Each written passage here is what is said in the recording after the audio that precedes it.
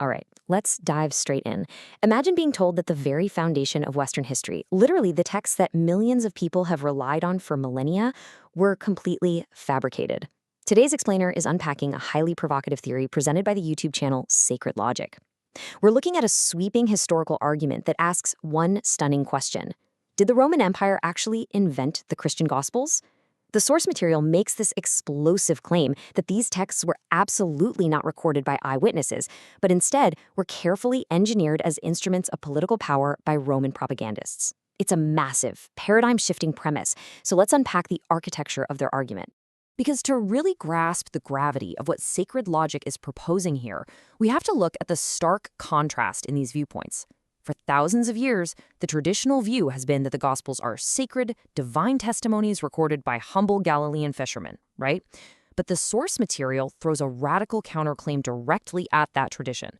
It argues that these texts were actually fabricated centuries later by highly educated Roman scholars.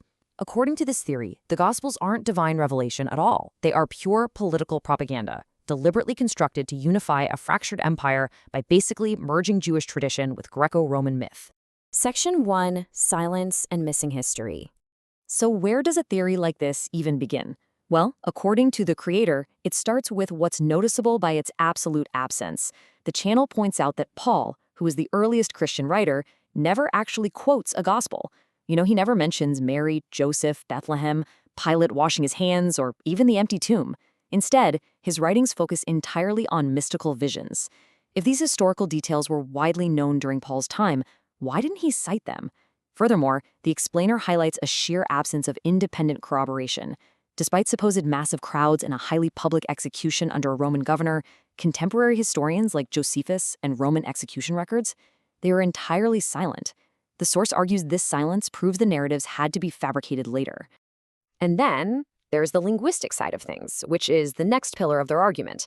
The everyday tongue of Galilean followers back then would have been Aramaic. Yet the Gospels are written in highly polished Greek, which was the language of philosophy, theater, and Roman state administration. It's a huge linguistic gap. The argument here is that poor, uneducated fishermen simply wouldn't have possessed the capability to craft such sophisticated Greek prose. Plus, the phrasing frequently betrays Roman influence, utilizing specific Roman legal terms and military metaphors. The source insists the language itself is a dead giveaway that the texts were composed in the intellectual hubs of the Roman Empire, and definitely not the rural Middle East. Moving right along to Section 2, Literary and Linguistic Clues. The source claims that if you look closely at the themes of the Gospels, the Roman fingerprints become practically undeniable. The core elements of the Jesus narrative weren't exactly original. Think about it. A divine man who performs miracles, suffers an unjust public death, and then ascends to heaven, that was already a total staple of Greco-Roman pagan religion. We're talking shared traits with figures like Hercules or Dionysus. It's almost like Rome was running an ancient Hollywood reboot franchise. Because Rome already had this long-established tradition of deifying emperors, the source suggests it was perfectly within their playbook to invent a brand new Christ narrative designed specifically to resonate with both Jews and pagans. And the creator's seventh proof really zeroes in on structure. They claim the Gospels are not built like your standard, raw historical biographies. Instead, they mirror ancient Roman storytelling and theatrical plays perfectly. They follow a precise, dramatic arc, a prologue, a rising action, a climax, and a resolution. It's a specific, highly refined structure that is the ultimate hallmark of a propaganda drama. It's calculated storytelling entirely meant to evoke a specific emotional and psychological response from an audience, rather than just factual recounting of events. So, this brings us right to the core thesis statement of the source material. They conclude that the Gospels are, quote, carefully engineered texts born in Rome, shaped by Rome, and weaponized by Rome. That right there is the absolute crux of the theory we're exploring today. The idea that these documents were actively constructed as tools of statecraft to serve the specific strategic needs of an empire. Which naturally leads us to Section 3, Rome's political motives. So, why? What was the actual catalyst for Rome to do this? The source argues that to understand the why, we have to look really closely at the timeline, and everything, I mean everything, pivots around the year 70 CE. This was the year Rome violently crushed Jerusalem and completely destroyed the Jewish temple. The creator claims that the Gospels conveniently only make their appearance after this catastrophic event. Out of the literal ashes of that rebellion, Rome desperately needed a new narrative to pacify the region and ensure a Jewish uprising of that magnitude would never, ever happen again. This is where the strategy gets intense. The crucial point is how this new narrative was designed to benefit Rome.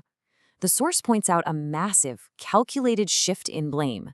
In the Gospel accounts, the Jewish people are systematically framed as blind and guilty of demanding the death of Christ.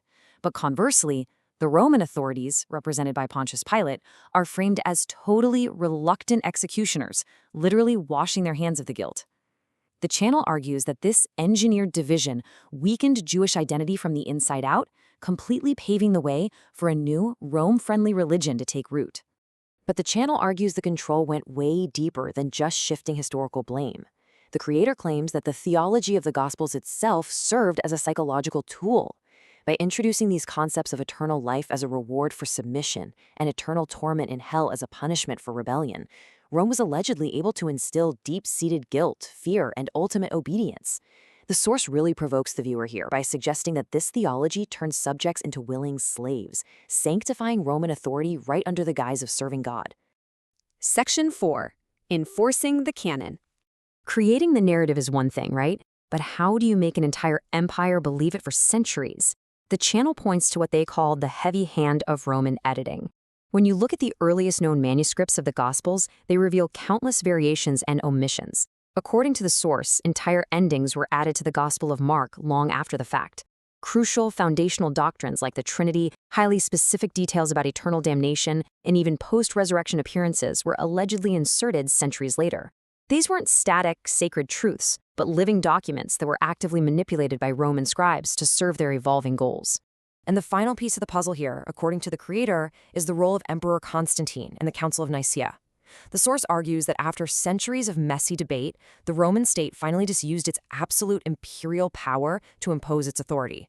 They declared 4 specific Gospels as the official canon and aggressively suppressed and, frankly, burned dozens of rival dissenting texts. The argument poses that truth doesn't fear rivals, but lies do, and that this ruthless state censorship essentially proves the religion was an engineered, official ideology, enforced strictly from the top down. And finally, Section 5, the ultimate question. We've unpacked a really dense, highly controversial argument today that challenges the very foundations of Western history. Sacred Logic ends their whole analysis by asking viewers to confront a pretty devastating possibility. If this theory holds true, if Rome truly invented the Gospels to shape 2,000 years of history and control the masses, it leaves us with this final, provocative thought.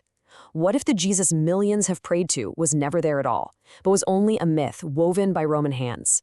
Whether you entirely agree with the source or fiercely reject it, it's absolutely a theory that demands some deep reflection on the origins of the narratives that shape our world.